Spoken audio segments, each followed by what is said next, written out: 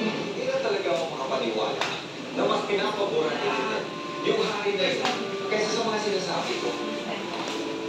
I'm just after her welfare. At hindi imposible na ginagawa ng ni Harry para lang hindi madala sa kulungan yung tatay niya kriminal. Oh, babe, could you please calm down? Isipin mo naman si Lynette. Siyempre, iniisip niya lang si Harry.